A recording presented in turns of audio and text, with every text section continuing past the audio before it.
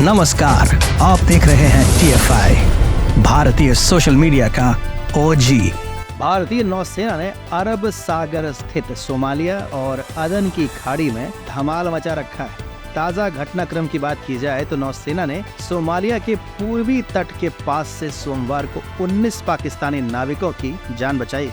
जी हाँ, पाकिस्तानियों की वसुधैव कुटुंबकम। ईरान के झंडे वाले जहाज को 11 समुद्री लुटेरों ने किडनैप कर लिया था। इसके बाद नौसेना ने जहाज को रेस्क्यू करने के लिए अपना युद्धपोत INS सुमित्रा भेजा। नौसेना ने रेस्क्यू किए जहाज का नाम FV अल नाइमी बताया है। नौसेना के इस रेस्क्यू ऑपरेशन के बाद सभी लुटेरों को पकड़ लिया गया है। जानकारी के अनुसार पिछले 36 घंटे में ये दूसरा मामला है जब भारतीय नौसेना ने समुद्री लुटेरों के खिलाफ अभियान चलाने के लिए अपना युद्धपोत भेजा है। दरअसल रविवार रात को भी भारत ने ईरान के फिशिंग वेसल FV ईमान का रेस्क्यू किया था। इसे भी समुद्री लुटेरों ने पकड़ लिया था। इस पर 17 ईरानी क्रू मेंबर सवार थे। दोनों ऑपरेशन कोची के पश्चिम से 850 नॉटिकल मील अर्थात 1574 किलोमीटर दूर चलाए गए थे।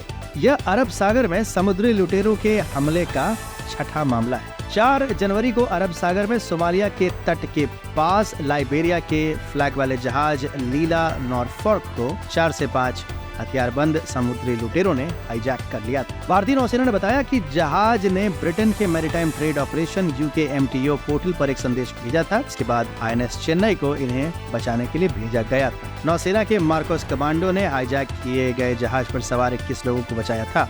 इनमें 15 भारतीय भी सवार। मरीन ट्रैफिक के अनुसार जहाज ब्राजील के पोर्ट डुएकू से बहरीन के खलीफा बिन सलमान को जा रहा था। वहीं 14 दिसंबर को भी समुद्री लुटेरों ने माल्टा के एक जहाज को हाईजैक कर लिया था। इसके बाद नौसेना ने अपने एक युद्धपोत को अदन की खाड़ी में हाईजैक हुए जहाज MV रुएन की मदद के लिए भेजा था। जहाज को 6 लोगों ने अगवा किया था। भारतीय नौसेना ने माल्टा के जहाज से एक नाविक को रेस्क्यू किया था। यह नाविक गंभीर रूप से जख्मी था। इसका इलाज शिप पर मुमकिन नहीं था, लिहाजा उसे ओमान भेजा गया था। द मैरीटाइम एग्जीक्यूटिव की रिपोर्ट के मुताबिक हाईजैक हुआ जहाज कोरिया से तुर्की की तरफ जा रहा था। तभी सोमालिया के समुद्री लुटेरों ने उस पर हमला कर दिया था। इसके बाद 19 नवंबर को हूथी विद्रोहियों ने लाल सागर के एक कार्गो शिप गैलेक्सी लीडर को हाईजैक कर लिया था। ये जहाज तुर्की से भारत आ रहा था। हूथी विद्रोहियों ने इसे इजरायली जहाज समझकर हाईजैक किया था। हूथियों ने शिप हाईजैक करने का वीडियो भी शेयर किया था। इस जहाज में 25 भारतीय क्रू मेंबर्स। जहाज हाईजैक होने की जानकारी मिलते ही नेतन्याहू ने इसका ईरान पर आरोप लगा दिया था। Israeli prime minister Benjamin Netanyahu ने इसे ईरान की ओर से अंतर्राष्ट्रीय जहाज पर हमला बताया था। उन्होंने कहा था यह ईरान की तरफ से की गई आतंकी हरकत है। यह दुनिया पर हमले की कोशिश है। इससे दुनिया की शिपिंग लाइन भी प्रभावित होगी। नौसेना ने अपने 6 टॉप क्लास वॉरशिप अदन की खाड़ी के आसपास लगा रखे हैं। डॉर्नियर, सी गार्डियन और P8I एयरक्राफ्ट से भी लगातार निगरानी हो रही है। मैरीटाइम सिक्योरिटी एक्सपर्ट और नेवी से रिटायर्ड कैप्टन DK शर्मा कहते हैं कि लुटेरे या हमलावर कहां से अटैक करेंगे इसका पता नहीं है।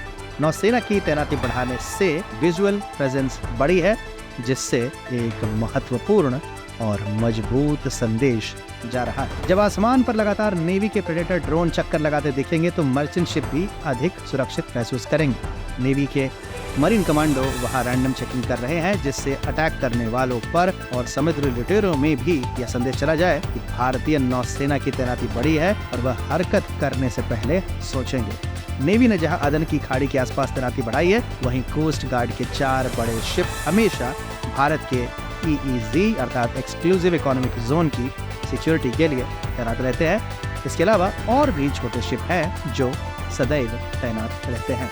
आइए जानते हैं कैसे पनपे यह समुद्री डाकू। 90 के दशक में सोमालिया की सरकार गिर गई थी, जिसके बाद वहाँ गृह युद्ध प्रारंभ हो गया। इस दौरान ये हालत हो गई कि वहाँ की नेवी अपने इलाकों की रक्षा करने में भी असमर्थ हो गई। इसका फायदा विदेशी मछुआरों ने उठाया और उन्होंने उस क्षेत्र में जाकर फिशिंग करना प्रारंभ कर दिया।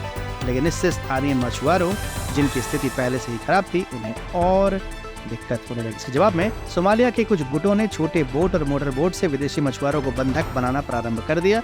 इसके बाद इन मछुआरों को एक बड़ी रकम लेकर छोड़ा जाता था। फिर उन्होंने व्यापारी जहाजों को निशाना बनाना प्रारंभ किया। उनकी कंपनियों से बड़ी बड़ी रकम वसूलना प्रारंभ कर दी। अरब सागर हिंद महासागर का उत्तर पश्चिमी इलाका है। ये पश्चिम में अरब प्रायद्वीप और पूरब में भारतीय उपमहाद्वीप के बीच स्थित। लाल सागर को ओमान की खाड़ी से जोड़ता है। अरब सागर की सीमा Yemen, Oman, Pakistan, Iran, Bharat और मालदीव को छूती है। अरब सागर एक ऐसा समुद्री क्षेत्र है जो कई अहम शिपिंग लेन और बंदरगाहों को जोड़ता है, इसलिए अंतर्राष्ट्रीय व्यापार के लिए ये एक अहम रास्ता बन जाता है। अरब सागर तेल और प्राकृतिक गैस का भी बड़ा भंडार है और इस क्षेत्र में ऊर्जा का अहम संसाधन भी। अरब सागर में ईरान, भारत और अमेरिका के नौसैनिक ऑपरेशन चलते रहते हैं और यहाँ उनके कई नौसैनिक अड्डे भी हैं। इसलिए क्षेत्रीय सुरक्षा और स्थिरता के लिए अरब सागर भारत के लिए अहम समुद्री इलाका है।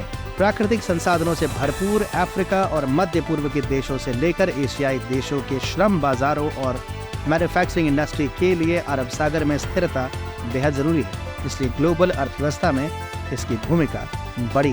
पहले भी अरब सागर में समुद्री लुटेरे ऑपरेट करते थे, लेकिन समुद्री लुटेरे बड़े पैमाने पर कार्रवाई नहीं करते थे। लेकिन मध्य पूर्व में आंतरिक संघर्षों की वजह से विद्रोहियों की संख्या बढ़ती जा रही है। इन विद्रोहियों को धन चाहिए, इसलिए उनका रुझान समुद्र में इस तरह की गतिविधियों की ओर बढ़ रहा है। इस तरह की घटनाओं को अंजाम देने के लिए थोड़े बहुत अत्याधुनिक हथियारों से ही काम चल जाता है। लेकिन अब समुद्र पर भारतीय नौसेना की वक्र दृष्टि है और जहां पर भारतीय नौसेना की वक्र दृष्टि है, वहां लुटेरों, चोरों, हत्यारों और पायरेट्स उनका क्या काम है।